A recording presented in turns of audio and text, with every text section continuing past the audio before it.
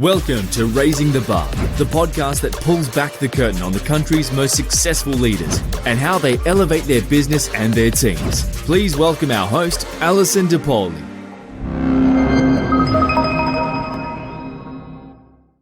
Thank you for joining us again today at Raising the Bar with Alison DePauli. It is my pleasure to introduce to you Don Ochsenreiter from Dollamore Sports, my favorite company in Fort Worth, Texas, and one of my favorite people. You are going to learn so much about how to recruit and retain the people that you want to today. So I hope you enjoy it as much as I have.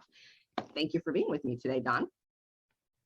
Glad to be here, Allison. You've set the bar quite high, so. Well, you have surpassed that bar as far as I'm concerned. So, you are such an interesting person to me because you are such a left brain and a right brain person. You know, you come from McKinsey, you're in the private equity world, yet how you judge talent is completely emotional. How did you get that way? Well, I think when I was younger in my career, I think I had two key influences in terms of how I got to judge people or get to know people. One was that, when I was young, I participated in a lot of team sports, and anytime you play in team sports have a big influence on you. And you learn a lot. You learn a lot about your teammates, and you learn a lot about your coaches. And then, of course, early in my career, I spent several years in consulting with McKinsey and Accenture, and then I spent, several years in private equity. And so, what I've been privy to is seeing a whole host of people, professionals, non-professionals, clients, teammates. So over that time, you learn a lot about people. And one of my mentors, I don't remember which one, always said, surround yourself with people that are smarter than you, and you'll learn a lot more. And that is so true. See, I'm surrounding myself with you today, Allison. And so I'm hoping that and works. You're quite good at flattery too. And the other thing is, when you're around a variety of people over a number of years, you quickly find the people that share the same values as you. So I think that's a big part of it. I think that's a huge part of it. When you make decisions to work with people or pull people into your professional orbit, it seems to me that it's almost always a value decision. And that's the first decision, and the skill set is the second or the third, or maybe that's not even a decision. Yes. Oh yeah, I agree 100%. I mean, there are a lot of talented people out there, and we stress when we're doing a key hire, we stress fit. They've got to fit within our team, our culture, our values. Because if I think back at folks we've hired before that weren't a really good fit, they have not, been successful in the very consensus building type of environment that we try to create. So I think fit is number one. There are a lot of good, talented people out there, no doubt. But when you spot one that you think might fit well, that's when you go after them. And I've seen you do that a couple of times. Yeah. So, and one of the things that we've had some conversation about, and I'll say it so you don't have to, is that Robert Sutton's book, The No Asshole Rule, made a very big impression on me. I spent a lot of time in large company sales environments, and I was always amazed at what the top producer could get away with, who may or may not have been an asshole, but was often a bully. And you have an interesting read on that. I think your read is just a little bit different, but I think equally powerful. Well, I'm familiar with that concept. We called it having a cancer. If you have a bad person in your organization, it's like having a cancer. And if you don't address it, the cancer can grow. And, eventually you have to remove the cancer to be successful. But it really is a cancer. It just drains the energy in your organization. It drains the productivity, creates all this, drama that you don't, that's non-value added. And so that's what we always call it. We call it a cancer. If we see somebody that's exhibiting those qualities that aren't contributing to moving the company forward, we say that we have a cancer there, and we have to address it just like you would if you found out you had cancer. You have to address it. You have to address it quickly because it can really backfire on you if you don't. One of the other interesting things I think we've talked about before is how sometimes a person who's disruptive that way may not be a cancer. They may just be a change agent that needs a little bit of redirection. Yeah, that's true. Change agents are hard to find. But I think there's a big difference between a cancer and a change agent. I mean, a change agent, generally speaking, would go about things, professionally to try to create and implement change. So, but change agents are hard to find. It's like 80% of folks, are going to follow someone. Yep. And then you've got the other 20% that either lead or change agents. So they're as easy to spot as the ones that have cancer. Really? Well, How yeah. do you do that? How do you spot a change agent? Yeah. Well, they're so rare. Well, when you get into smaller companies, I'm defining a smaller company by say be 150 employees or less. Okay. A lot of times you have employees, managers that have grown up in the company, and that's all they know is what they've learned in the company.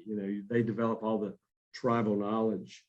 And so because they don't have the breadth of experience working in several different companies, they probably aren't change agents, right? They only know what they know. What they know.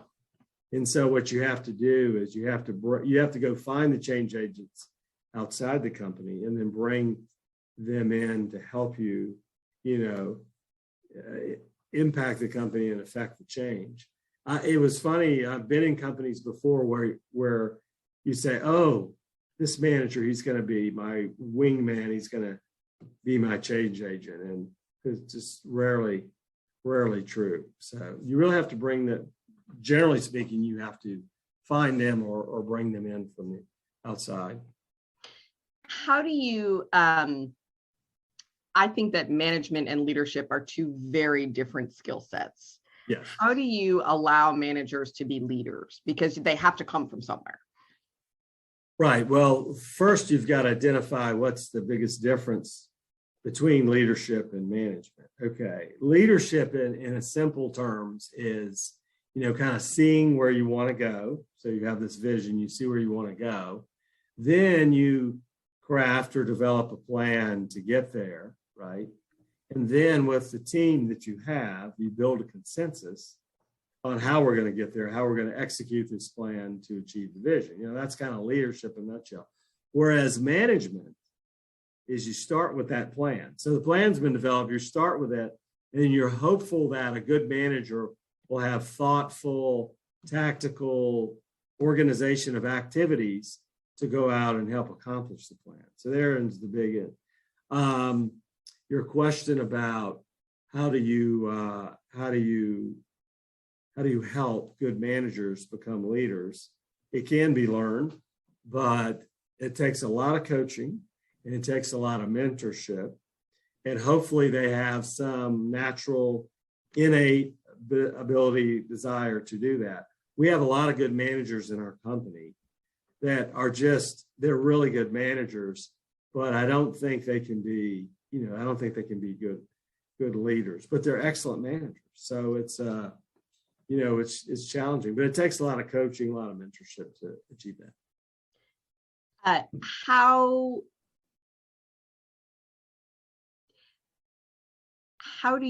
Where are you looking for leadership? Are you looking for informal leadership in addition to structured leadership?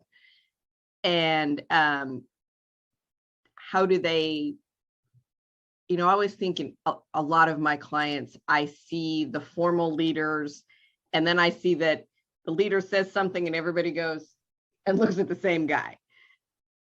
Do you see that a lot? Yeah, we have fortunately, we have a very flat organization. We don't have a lot of hierarchy, which is good. So we don't have people just, sitting in offices kind of, barking out orders or whatnot. Right. Our leaders tend to be very hands-on, and they lead by example. You can lead in a lot of different ways. Some of the managers I just mentioned may not be true leaders in the true leadership sense, but they lead in their expertise in whatever they do with the company.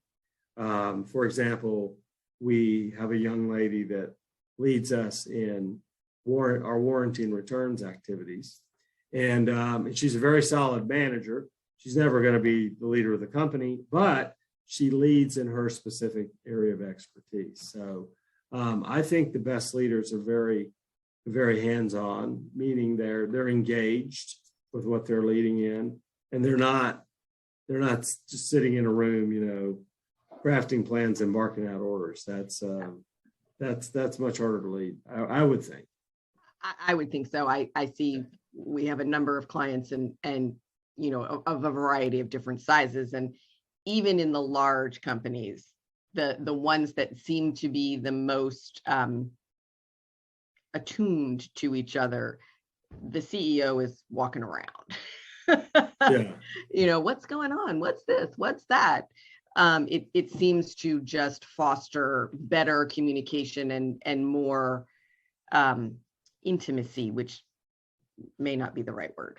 Here's the key. So you don't want to be a micromanager if you're a leader, right? Right. So it's good to walk around and all that, but you have to, you have to be able to delegate. If you have good people, which everybody aspires to have good managers, you want to let them do their thing. They perform so much better if you just let them do their thing.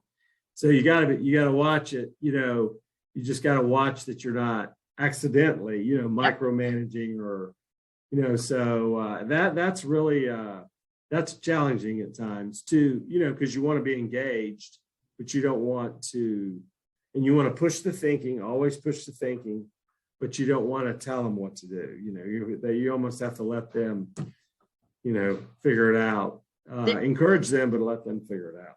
I think there's an art to that. We have a small team, but a team nonetheless. And I'm much better now than I was at saying, well, what do you think we should do?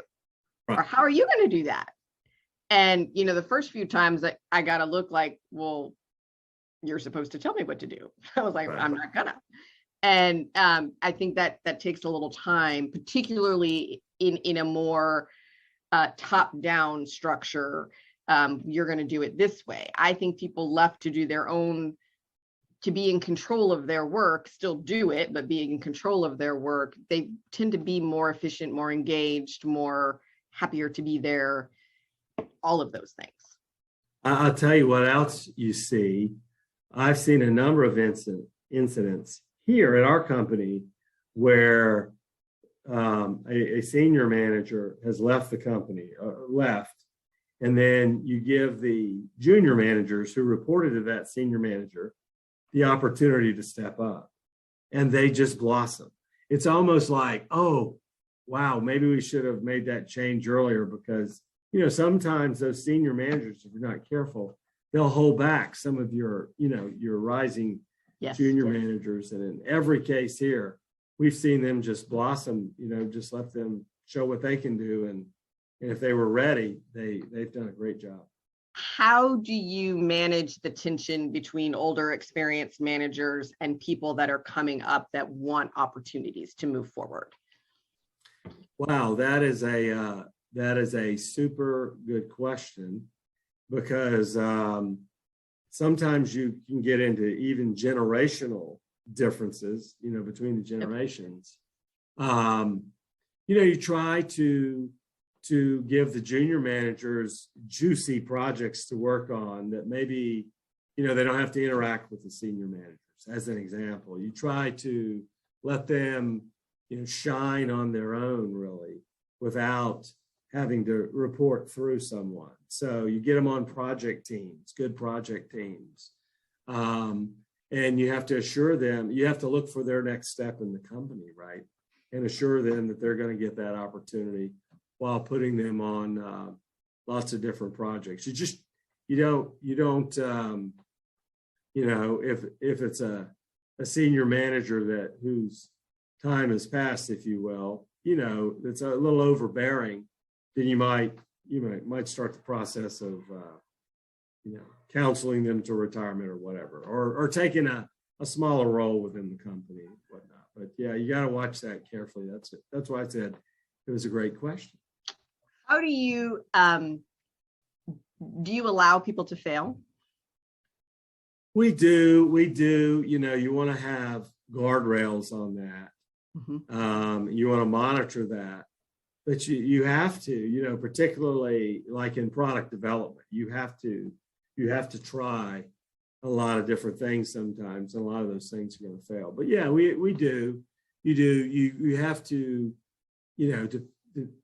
depends on the magnitude of the project too. Sure. You don't want to have a big catastrophic failure. That would not be good. But yeah, I think you have to encourage people to try things, and if it doesn't work out, it's great, and you try something else. Yeah, I support that. I also see that some organizations are very resistant to sort of outside mentoring and coaching resources for their teams. I think you have done some of those things for your team. Yeah, and here's why. Okay, so generally speaking, again, we're talking about mid-sized companies, and I've been involved in a lot of mid-sized companies. You get in the company. Some of these companies were family, start out as family businesses or still family businesses. You have a lot of longtime employees that know the industry or know the functional area perhaps very well, but that's all they know. They don't have the breadth of experience. So they've really never had a true coach or mentor, unless it was one of their family members, which is unlikely. So those folks, compared to folks that do have the breadth of experience or do have mentors, or maybe do have some outside, counsel or part of a good network outside, those folks that don't have that tend to be weaker performers than the ones that are getting the coaching, the mentorship. So anytime we find a good match between an internal or outside source to help coach and mentor our managers, we utilize it. I mean, I think I have 8 or 9, it's too many, 8 or 9 managers that report directly to me because we have this flat organization. But I sometimes wonder if I can give each of these 8 or 9 managers the sufficient amount of time above and beyond all the projects they're working on, the sufficient amount of coaching mentorship that they need. So, you look for others. We have a couple of other good managers that are good mentors as well. You happen to know one of them. And that's very helpful when you have others that can coach and mentor. So I think it's very important. And when you get in these mid-sized companies, they rarely have, good in-house coaching and mentoring going on, unless you have, just happen to have a couple of good managers, and that happens. I think that mid-size employers and our clients are mostly in the 100 to 500 space. We've got a couple of quite large and some smaller ones, but most of them are in that 100 to 500 space. And I have found that they are incredibly underserved, not just in my area of expertise, but in many areas of expertise. They're just completely overlooked by accountants and all the other things that you need, right? You don't get good planning. You don't get good strategy. You really have to look for it. And I think that's terrible. I think it's terrible too. I tell you, one of the most disappointing things I see in organizations, you come into an organization and you can quickly spot folks that have terrific potential. They're smart, they're engaged, and they have terrific potential. But because of their manager is not giving them coaching and mentoring, they just they've had no chance to show what they can do and blossom and all that. It's really, really disappointing when you see that. And I see that a lot.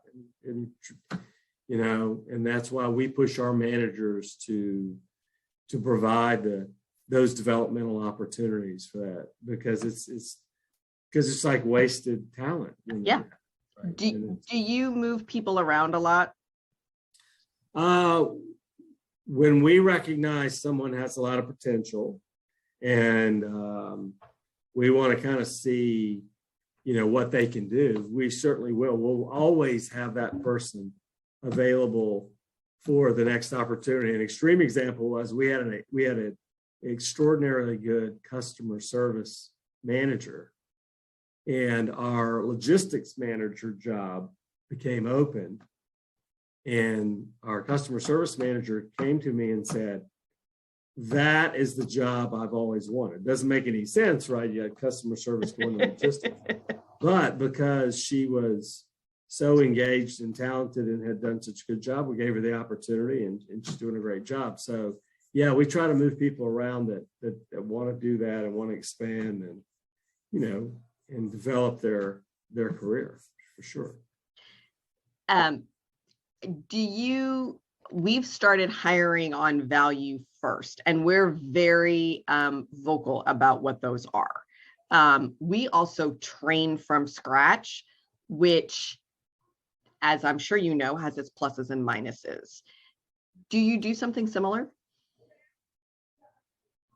Well, our mantra is, if we can find good young people starting their careers, not necessarily age young, you have a great opportunity to mold them, right? To mold them. If you hire that veteran that's done it the same way forever and ever, that's going to be a more difficult task, to mold them. So we prefer to find people early in their careers, maybe, 10 years or less of experience, and and try to help them be successful, help them succeed. But at the same time, again, back to coaching, mentoring, mold them, and so they can, optimize their potential. That's worked well for us so far. And I've noticed a difference in your marketing as well. I know there have been some changes there, but it's also changing, and that's very interesting for me to see. I'm not necessarily a user of your product, but I do like the marketing. Well, that was a good example of, we had the senior manager in charge of marketing left our company, and the junior marketing manager got the opportunity, and she is a dynamo. She's very creative. And that's why you see that change. So that was a great example of a young marketing manager getting the opportunity and making the most of it. And it helps to be super creative too. She's very creative. So. In marketing, yes, it does. Yeah. But I'm always amazed at how much marketing is on numbers, is about statistics and numbers and Google SEO, Google Analytics, SEO, where do you rank, how many hits, how much this, what's the converting. Joy, my favorite subject, although I do it quite a lot. What would be your best advice about how a smaller mid-sized company can leverage big company resources to their best advantage? Well, the first thing I would say is, in a mid-sized company, from a people standpoint, the best thing you can do is to take the skills and the industry knowledge of the folks that have been with the company a long time, then bring in the skills that you identified that you needed. For example, in our company, when I got to the company 8 years ago, I recognized we needed leadership in marketing, we needed leadership in human resources. You identify, and you bring the best people you can find from the outside in to lead those areas to leverage this great, company and industry knowledge that you already have in place. Big company resources, that's a tough one. I always look for best practices and try to implement best practices you see from the big companies. I mean, we can't be a big company, but you can certainly emulate and implement best practices, put in, like we're a manufacturer, so put in lean manufacturing and do all the things big companies do. You're just doing it on a smaller scale. How do you manage? I have a friend who runs an organization, and she talks a lot about the how to manage homegrown talent, those people who have been with you forever, they may have not have worked for anywhere else, when you have to bring in new people, like with your marketing and your HR people. That can cause quite a bit of upheaval. How do you manage that? The main thing I have tried to do is for the homegrown talent that are strong contributors, and that you have to find, even if it means sitting down and asking them, you have to quickly learn what their passion is, what area of the company is their passion, what area of the company are they best suited for. A great example in our company is when I arrived, our top operations executive, his skills, as I got to know him, his skills were more on the, big account customer, development, business development side. So we moved him over to the sales side. He got the top job of another senior executive retired. So he got a top job in one of our sports segments. And then we hired a really seasoned operations manager to run operations. So that was a win-win. We got to bring in from the outside a seasoned operations manager, right?